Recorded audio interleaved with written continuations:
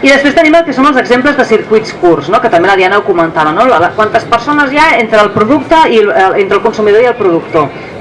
Nosaltres en tenim molts de circuits curts, sembla que no, però hi ha moltes opcions. Tenim els mercats de pagès, que cada vegada s'estan organitzant, o sigui, s'estan recuperant d'alguna manera. Després hi ha la venda a la finca, hi ha molts productors que faciliten que els consumidors puguem anar fins a les seves finques a veure el producte i comprar-lo. Fins i tot n'hi ha que ens permeten collir-nos a nosaltres mateixos, i es pacta un preu i una quantitat i una zona, i tu consumeixes, o sigui, tu et culls el que consumiràs. Després hi ha les cada vegada més conegudes, les cistelles setmanals, que són facilitades per els mateixos productors o a vegades per un intermediari.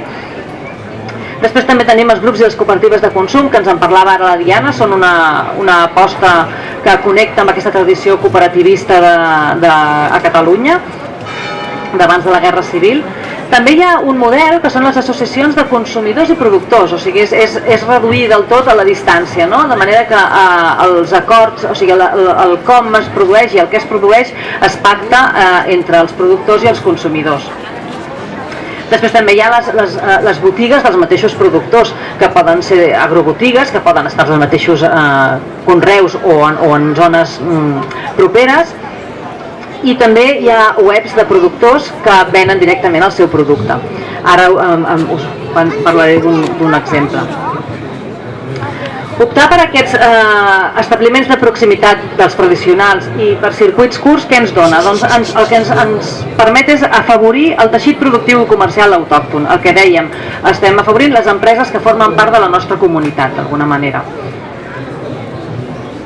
Les empreses de la gran distribució són les que aquí en el quadern intentàvem explicar amb uns trianglets, no sé si ara ho localitzarem, sí. Aquí ho explicàvem, no?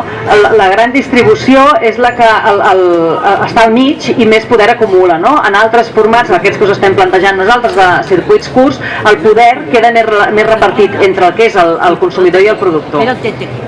El que també dèiem abans, no s'estableixen relacions de confiança i es construeix comunitat. Deixen les claus, pot rebre un paquet, ens coneixem. És una manera, els comerços són un espai per conèixer. També, evidentment, s'eviten desplaçaments associats dels nostres mateixos d'anar fins al lloc a comprar, i l'emissió de gasos hivernacles que està associat a aquests desplaçaments.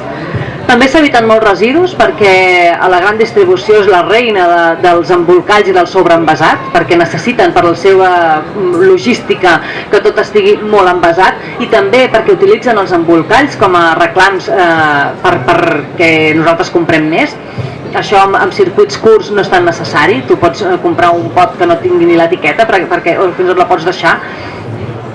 I després també ens ajuden a crear barris dinàmics i actius. Si ens acostuméssim tots, que és una cosa que aquí potser no és tan típica, però als Estats Units passa, ens acostumem tots a anar a agafar el cotxe per anar a comprar, doncs què passa? Que al final els locals estan buits, i això està passant molt ara també perquè ens estem acostumant a la compra digital. La compra digital està entrat en força perquè sembla que s'adapta molt a aquests ritmes frenètics que portem tots, però destacaria dues conseqüències molt importants. Una és això, que es tanquen locals, cada vegada és un problema més greu per molts municipis, estan desenvolupant iniciatives per intentar que es tornin a aixecar persianes, i també té moltes emissions associades perquè aquesta distribució personalitzada t'ho porto a casa teva a l'hora que tu vols, el que fa és que les rutes dels distribuïdors siguin molt ineficients i s'omplin els barris de distribuïdors, de furgonetes distribuint productes.